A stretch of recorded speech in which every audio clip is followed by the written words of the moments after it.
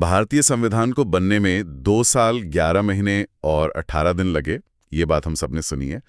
लेकिन क्या इसकी कहानी सिर्फ इन 3 सालों की है? हमारे पास जो स्रोत हैं वो एक अलग ही तस्वीर दिखाते हैं। बिल्कुल, ये कहानी शुरू होती है बहुत पहले, 1600 के दशक में, जब एक जहाज पर कुछ अंग्रेज व्यापारी भारत पहुंचे थे। और ये कहानी मतलब सिर्फ कानूनों की नहीं है, ये एक रस्साकशी की कहानी है। सही कहा। एक तरफ थी ब्रिटिश हुकूमत जो भारत पर अपनी पकड़ मजबूत करना चाहती थी, और दूसरी तरफ थे भारतीय जो धीरे धीरे अपने अधिकारों की मांग कर रहे थे। तो आज हम उन्हीं कानूनों और अधिनियमों की एक एक करके परतों को खोलेंगे जिन्होंने अनजाने में ही सही हमारे आज के संविधान की नींव रखी। बिल्कुल, और इस लंबी कहानी को समझने का सबसे अच्छा तरीका है इसे 2 बड़े हिस्सों में बांटना। ओके। पहला दौर 1773 से 1857 तक का, जिसे हम कंपनी का राज कह सकते हैं। मतलब जब ईस्ट इंडिया कंपनी का शासन था। हाँ, जो थी तो एक व्यापारिक कंपनी पर बन बैठी थी शासक।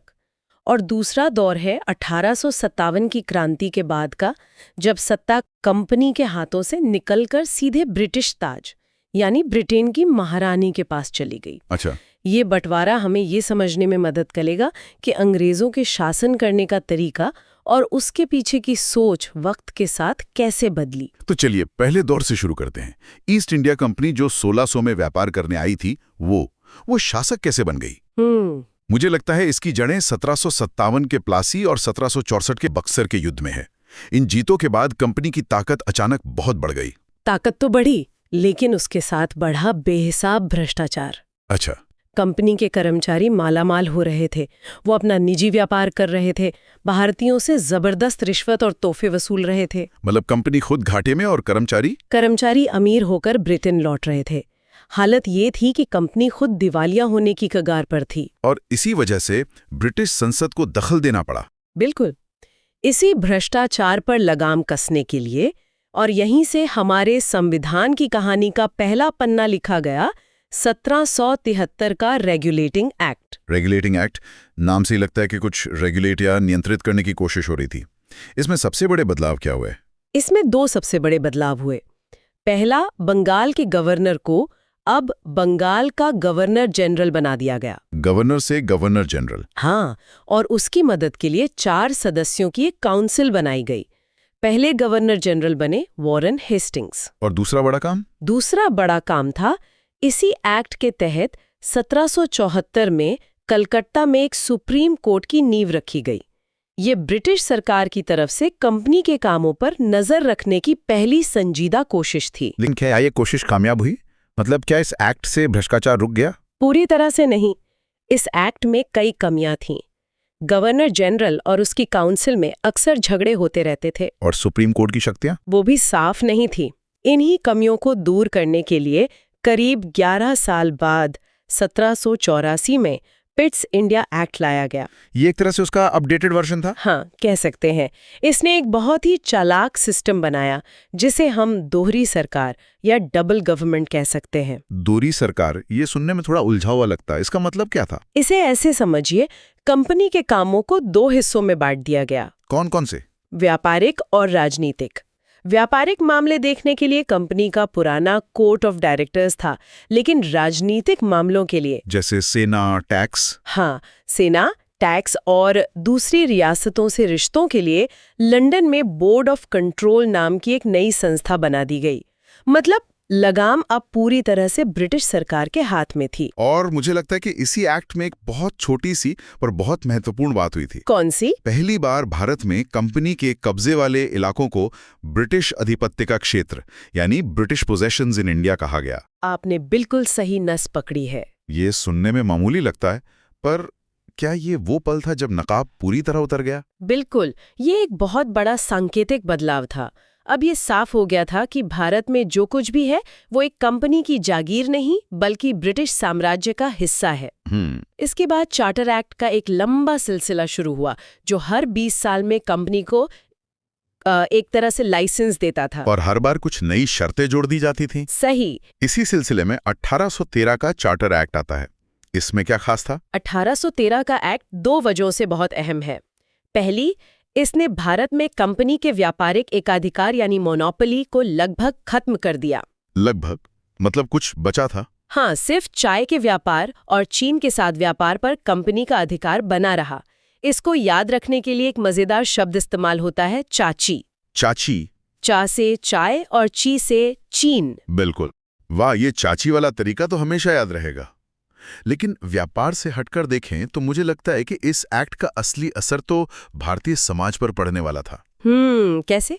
इसी में ईसाई मिशनरियों को भारत आकर धर्म प्रचार करने की खुली इजाजत मिली थी। बिल्कुल, ये वो दौर था जब ब्रिटेन में एक सोच उभर रही थी कि अंग्रेजों का मिशन सिर्फ शासन करना नहीं, बल्कि भारतीयों को सभ्य बनाना भी है। और इसी सोच के तहत मिशनरियों को इजाजत मिली और भारतीयों की शिक्षा के लिए पहली बार 1 लाख रुपए सालाना का प्रावधान भी किया गया। हालांकि वो पैसा कई सालों तक खर्च ही नहीं हुआ। सही कहा, वो एक प्रतीकात्मक कदम ज्यादा था। तो कंपनी की व्यापारिक मोनोपोली लगभग खत्म हो गई। फिर अगले 20 साल बाद 1833 के चार्टर एक्ट में क्या हुआ? क्या वो चाची वाला एकाधिकार भी चला गया? हाँ, 1833 के एक्ट ने चाय और चीन वाला एकाधिकार भी छीन लिया। मतलब अब ईस्ट इंडिया कंपनी एक व्यापारिक संस्था रही ही नहीं? बिल्कुल नहीं। वो पूरी तरह से एक प्रशासनिक मशीनरी बन गई जिसका काम सिर्फ ब्रिटिश सरकार के लिए भारत पर शासन करना था। और इस बदलाव को दिखाने के लिए एक और बड़ा कदम उठाया गया। बंगाल के गवर्नर जनरल को अब भारत का गवर्नर जनरल बना दिया गया। और लॉर्ड विलियम बेंटिक भारत के पहले गवर्नर जनरल बने। सही। ये पूरे भारत पर ब्रिटिश नियंत्रण को मजबूत करने का एक साफ संकेत था। इसी एक्ट में सिविल सेवाओं को लेकर भी एक कोशिश हुई थी जिसमें भारतीयों को शामिल करने की बात कही गई थी, पर वो लागू नहीं हो सकी, है ना? हाँ, उन्होंने एक हाथ से मौका देने की बात की और दूसरे हाथ से उसे रोक लिया। डर क्या था? डर था अपनी सत्ता और नौकरियों को खोने का। कंपनी के डायरेक्टर्स और ब्रिटेन के अधिकारी नहीं चाहते थे कि भारतीय उन ऊंचे पदों पर बैठें जिन पर अभी तक सिर्फ अंग्रेजों का हक था। वो नस्लीय तौर पर भी भारतीयों को खुद से कमतर समझते थे। तो उन्होंने विरोध किया? जबरदस्त विरोध किया और ये प्रावधान हटा दिया गया। तो जो दरवाजा 1833 में बंद रहा, वो आखिर खुला कैसे? क्योंकि हम जानते हैं कि बाद में भारतीय सिविल सेवाओं में आए। वो दरवाजा खुला 20 साल बाद 1853 के चार्टर एक्ट में। अच्छा।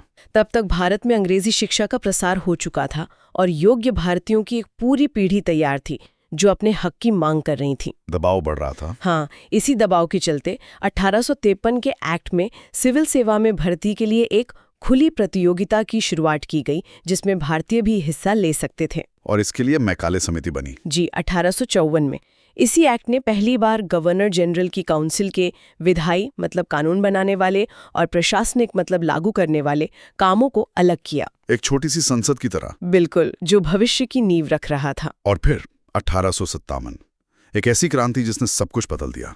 इस विद्रोह ने ब्रिटिश शासन की जड़ें हिला दी और उन्हें एहसास हुआ कि कंपनी के भरोसे भारत जैसे विशाल देश पर शासन नहीं किया जा सकता। कंपनी का खेल खत्म हो चुका था। बिल्कुल। 1857 का नतीजा था 1858 का भारत शासन अधिनियम।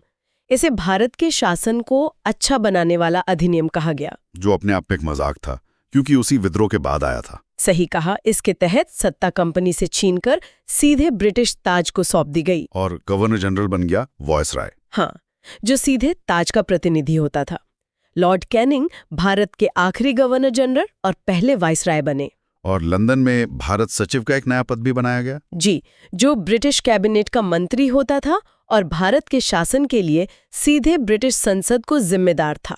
तो अब सत्ता सीधे लंदन से चलने लगी थी। लेकिन 1857 से अंग्रेजों ने एक और सबक सीखा था कि भारतीयों को पूरी तरह से नजरअंदाज करके शासन नहीं चलाया जा सकता। उन्हें सहयोग की जरूरत थी या कम से कम सहयोग का दिखावा करने की। और क्या यहीं से भारतीयों को कानून बनाने की प्रक्रिया में शामिल करने की शुरुआत हुई? हाँ, इसी सोच का नतीजा था 1861 का भारतीय परिषद अधिनियम। ओके। पहली बार भारतीयों को कानून बनाने वाली वायसराय की परिषद में गैर सरकारी सदस्यों के रूप में शामिल किया गया। वायसराय ने 3 भारतीयों को मनोनीत किया था, है ना? हाँ, बनारस के राजा, पटियाला के महाराजा और सर दिनकर राव। लेकिन ये सांकेतिक ज्यादा था। इन सदस्यों के पास कोई खास शक्ति नहीं थी। मतलब न सवाल पूछ सकते थे, न बजट पर बहस, कुछ नहीं। लेकिन इसी एक्ट ने वायसराय को एक जबरदस्त पावर दी थी, अध्यादेश यानी ऑर्डिनेंस जारी करने की शक्ति। हाँ, वायसराय को इमरजेंसी में बिना काउंसिल की सहमति के अध्यादेश जारी करने की शक्ति दी गई, जिसकी अवधि 6 महीने होती थी। ये दिलचस्प है क्योंकि आज भी हमारे संविधान में राष्ट्रपति के पास लगभग ऐसी ही शक्ति है। बिल्कुल। इसी एक्ट से विकेंद्रीकरण यानी डिसेंट्रलाइजेशन की भी शुरुआत हुई और बॉम्बे और मद्रास को उनकी कानून बनाने की शक्तियां वापस दी गईं। ये तो बहुत छोटे छोटे कदम लग रहे हैं। मुझे यकीन है कि इन मामूली सुधारों से भारतीय नेताओं की मांगें शांत नहीं हुई होंगी। बिल्कुल नहीं, बल्कि मांगें और बढ़ गईं। 1885 में भारतीय राष्ट्रीय कांग्रेस की स्थापना हो चुकी थी, जो अब ज्यादा अधिकारों के लिए एक संगठित आवाज बन चुकी थी। हाँ, और इसी दबाव का नतीजा था 1892 का अधिनियम। ये एक तरह से राजनीतिक शतरंज की चाल थी। कैसे?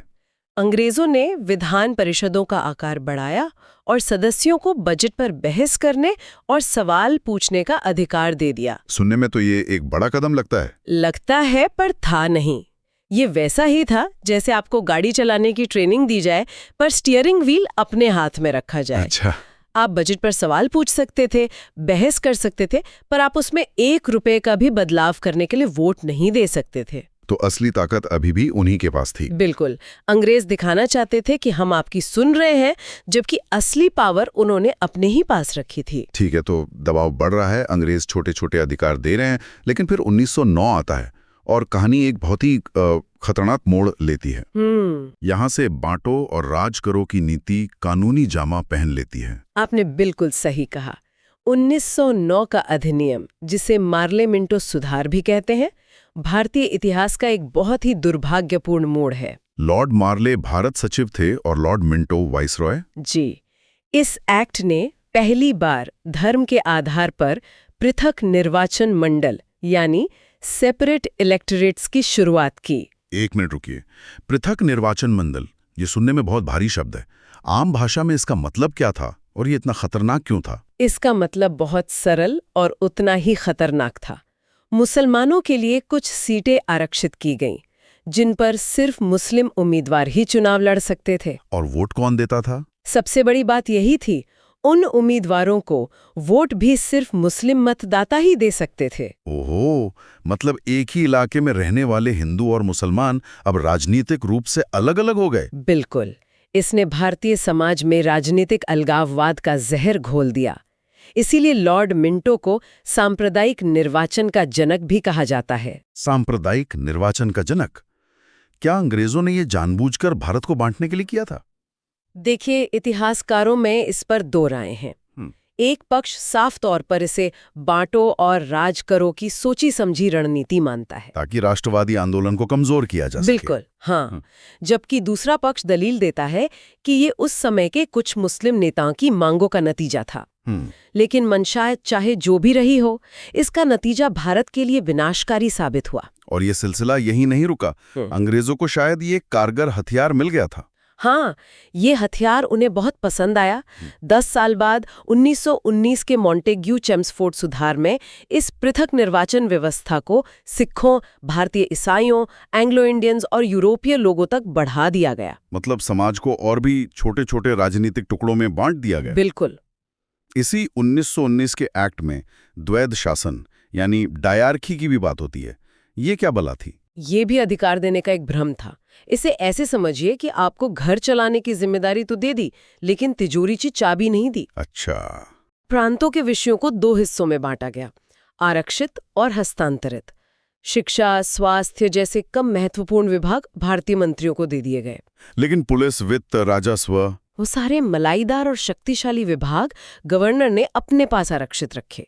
तो आप स्कूल तो खोल सकते थे, पर उसके लिए पैसा कहाँ से आएगा, ये आपके हाथ में नहीं था। तो ये एक ऐसी व्यवस्था थी जो शुरू से ही फेल होने के लिए बनी थी। हाँ। जाहिर है इन सुधारों से कोई खुश नहीं हुआ होगा।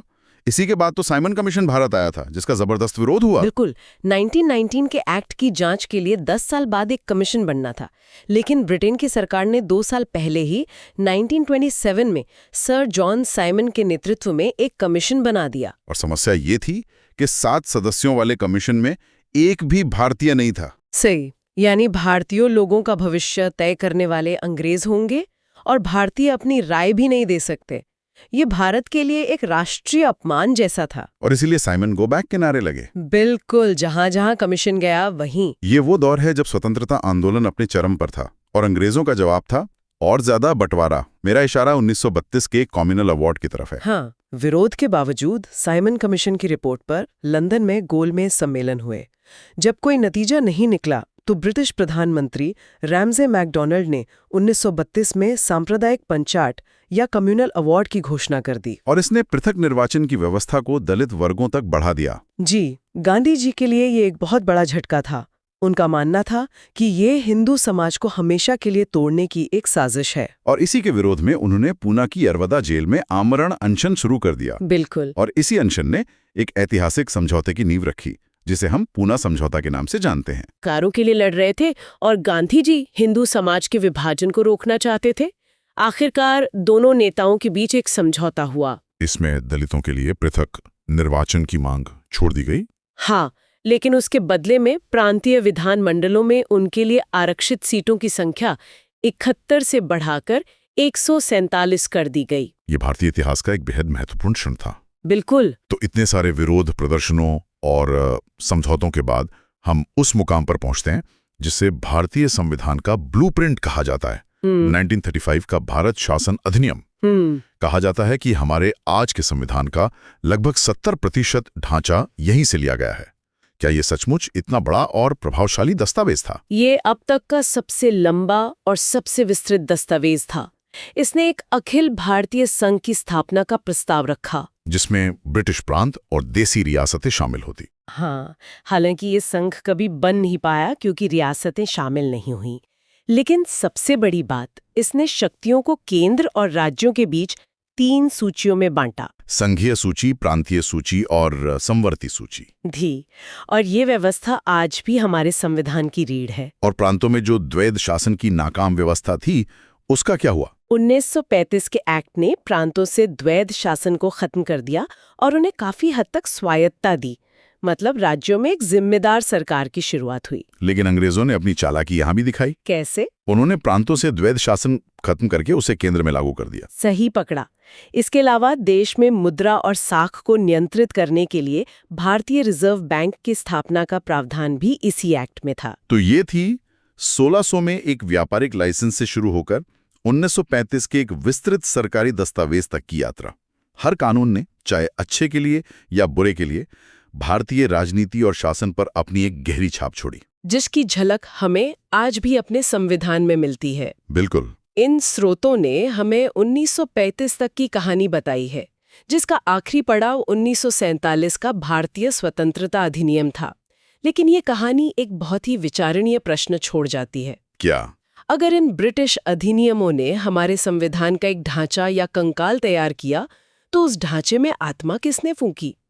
वो कौन सी चीज थी जिसने इसे एक औपनिवेशिक दस्तावेज से एक संप्रभु लोकतांत्रिक गणराज्य के जीवंत दस्तावेज में बदल दिया? शायद इसका जवाब हमारे स्वतंत्रता संग्राम के आदर्शों और संविधान सभा में हुई उन महान बहसों में छिपा है।